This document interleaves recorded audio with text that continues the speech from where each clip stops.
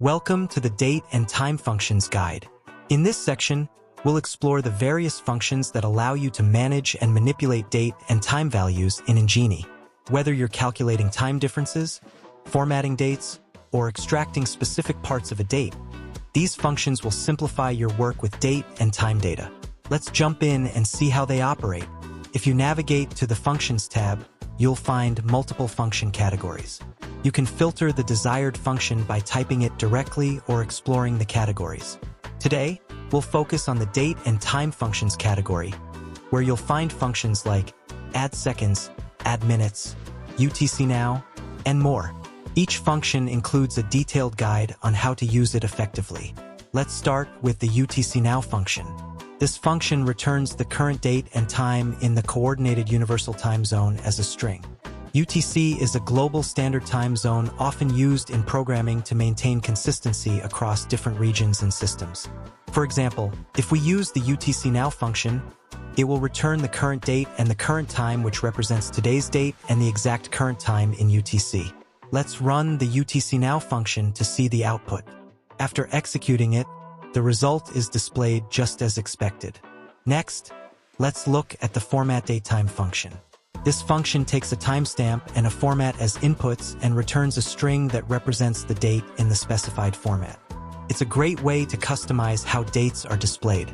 For example, if the current date is September 22nd, 2024, and we use this function by combining the UTCNOW function with the desired format, such as day, month, and year, it will return today's date in the specified format.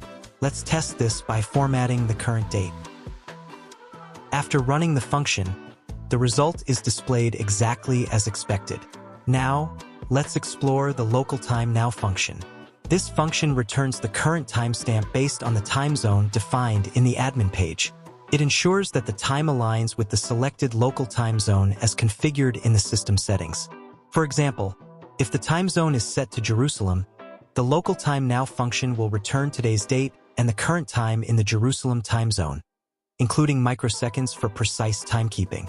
Let's try running this function to see the current local time. After executing it, the result is displayed accurately, just as expected. Next, let's take a look at the CONVERTTOLOCALTIME function. This function converts a given timestamp into the local time according to the time zone set in the admin page. It's useful when you need to ensure that a specific time is adjusted based on the selected local time zone.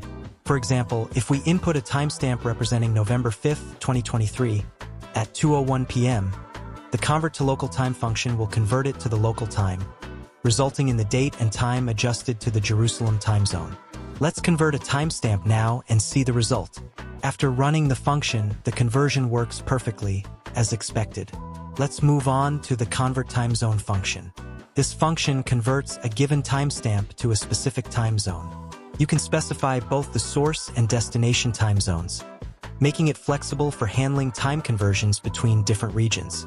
For example, if we convert the current timestamp from Jerusalem time to Russian time, the CONVERTTIMEZONE function will adjust the time accordingly. As a result, we get the converted time in Russia.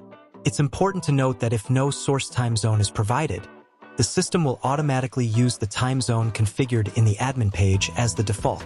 Let's test this function now and see the conversion in action. After running the function, the result is displayed just as expected. Now, let's take a look at the ADDSECONDS function. This function adds a specific number of seconds to a given date and time and returns a new timestamp. You can also specify a format, but that's optional. For example, if we start with a timestamp representing the time 10 hours 5 minutes and 1 second and add 5 seconds, the ADDSECONDS function will return the updated time as 10 hours 5 minutes and 6 seconds. Let's try this out by adding seconds to a timestamp. After running the function, the result is exactly what we expected. Next, let's explore the ADDMINUTES function.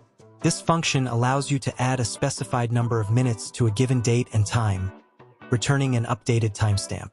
Just like with other time functions, the format is optional.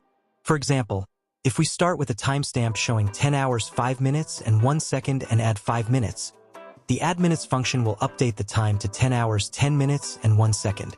Let's test this by adding minutes to a timestamp. After running the function, The result is exactly as expected. Now, let's take a look at the ADDHOURS function. This function adds a specified number of hours to a given date and time, returning a new timestamp. You can also choose to include a format, but it's optional. For example, if we start with a timestamp showing 10 hours 5 minutes and 1 second and add 5 hours, the ADDHOURS function will update the time to 3 hours 5 minutes and 1 second. Let's try this by adding hours to a timestamp. After running the function, the result is displayed just as expected. That's it for this part of our date and time functions guide. Be sure to join us for the next section. Thanks for watching, and see you next time.